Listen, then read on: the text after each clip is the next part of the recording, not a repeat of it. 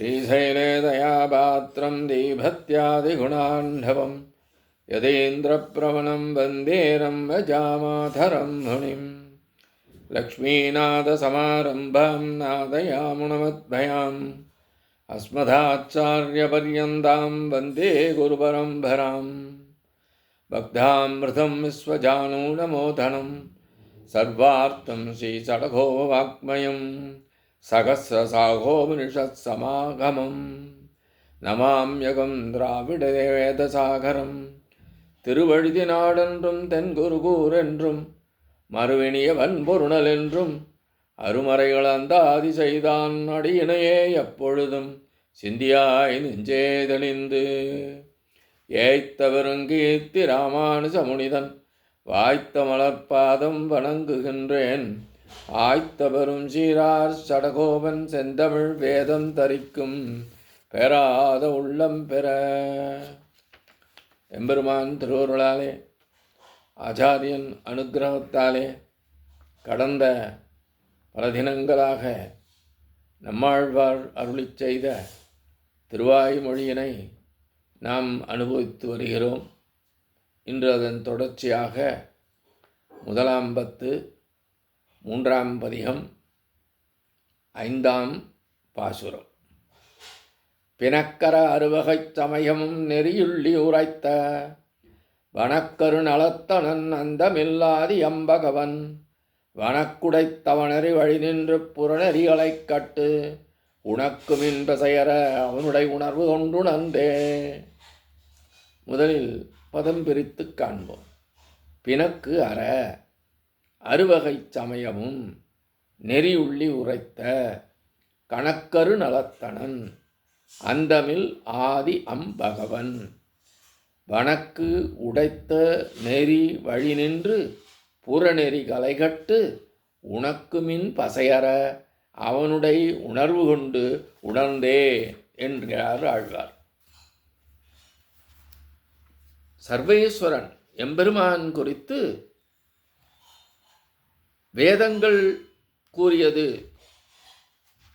என்ன என்று வைதீக சமயத்திலே நமக்கு உணர்த்துகின்றார்கள். அந்த வேதங்களுக்கு புறம்பாக பல சமயங்கள் இருந்தன. ஆழ்வார் காலத்தில் சைவம், வைணவம், பௌத்தம், கௌமாரம், கானாபத்தியம் போன்ற மார்க்கங்கள் இருந்தன. அப்படிப்பட்ட அந்த மற்ற இதர சமயங்கள் வேதங்களுக்கு புறம்பாக இருந்தன. அப்படி வேதங்களுக்கு புறம்பாக உள்ள 6 சமயங்களுக்கும் வைதீக சமயத்துடன் உள்ள பிணக்கு அருகும்படியாக பிணக்கு அற வேதமார்க்கத்தினாலே நன்கு ஆராய்ந்து அருளிச் செய்த எண்ணற்ற குணங்களை உடையவன் கணக்கரு நலத்தவன் சர்வேஸ்வரன். முடிவில்லாத முதல் என்பதனாலே நித்தியமாக உள்ளவன், தாழ்வுகளுக்கு எதிர்த்தட்டாக உள்ளவன், கல்யாண ரூபமான ஞானம், சக்தி போன்றவற்றை கொண்டவன் சர்வேஸ்வரன். இப்படிப்பட்ட சர்வேஸ்வரனாகிய எம்பெருமான் கூறிய வணக்கத்தை கொண்டு பக்தி மார்க்கத்தில் நில்லுங்கள் என்று இந்த உலகிலே வாழும் சேதனர்களுக்கு ஆழ்வார் அருளிச் செய்துள்ளார். பக்தி மார்க்கத்தில் நில்லுங்கள் என்று ஆழ்வார் நமக்கு அறிவுறுத்துகின்றார். அவன் அல்லாத விஷயங்களை புறந்தள்ளி அவன் விஷயமான பக்தி ரூப ஞானத்தை கைக்கொள்ளுங்கள்.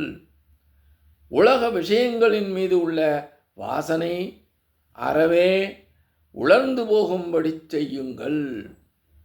அதைத்தான் வணக்குமின் பசையற அவனுடைய உணர்வு கொண்டு உணர்ந்தே. சம்சாரிகள் ஆழ்வாரிடம் அவனை வழிபடுங்கள் என்று பலமுறை கூறினீர்கள். அவனை வழிபாடு செய்யும் முறையை நீங்களே அருளிச் செய்வீர்களாக என்று வேண்டினர்.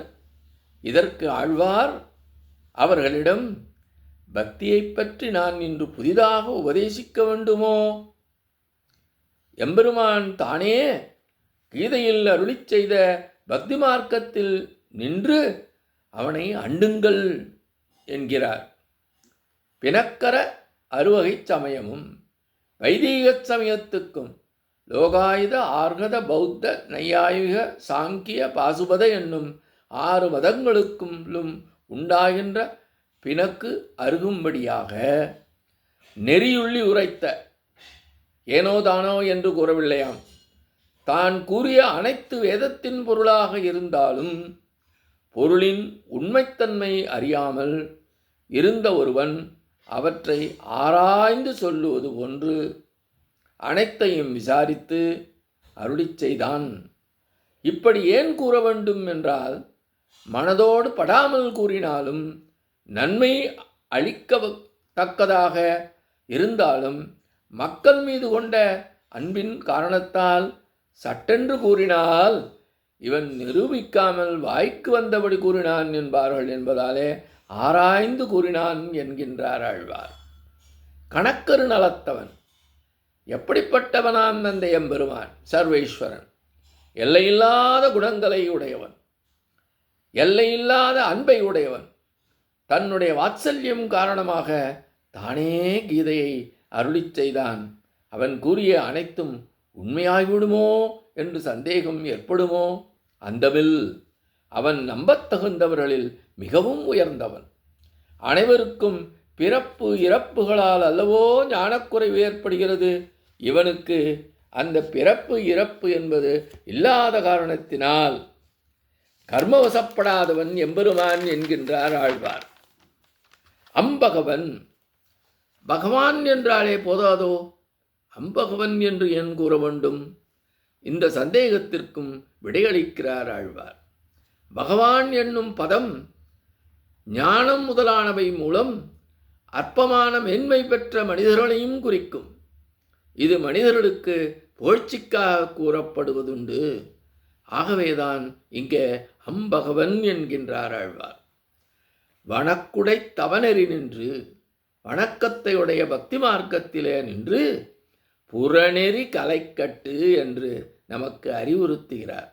மற்ற விஷயங்களிலே ஈடுபடுவதான கலைகளை நீக்கிக் கட்டல், பக்தி முதன்மையாகும் போது மற்ற காமிய விஷயங்களை தள்ளுதல், பிரபத்தி முதையாகும் போது மற்ற உபாயங்களை தள்ளுதல் என்பதாக ஆழ்வார் இங்கே நமக்கு அருளி செய்துள்ளார். உனக்குமின் பசையற, மற்ற விஷயங்களிலே உள்ள ஆசையை ருசி மற்றும் வாசனையுடன் கைவிட வேண்டும், வேரோடு நீக்கிட வேண்டும். எப்படி என்றால் அவனை பற்றிய ஞானத்தை கைக்கொண்டு அதன் மூலம் விட வேண்டும். பக்தி மார்க்கத்திலே நின்று விட வேண்டும். அவன் அருளிச் செய்த சரமஸ்லோகத்தை பின்பற்றி நின்று மற்றவற்றை கைவிடல் வேண்டும் என்று ஆழ்வார் நம்போன்ற சேதனர்களுக்கு இப்பாசுரத்தின் மூலம் அருளிச் செய்வதாக இப்பாசுர விளக்கம் நிறைவடைகிறது. இத்தோடு இன்றைய காணொளி நிறைவு செய்கின்றோம். எம்பெருமான் திருவடிகளே சரணம். நம்மாழ்வார் திருவடிகளே சரணம். எம்பார் திருவடிகளே சரணம்.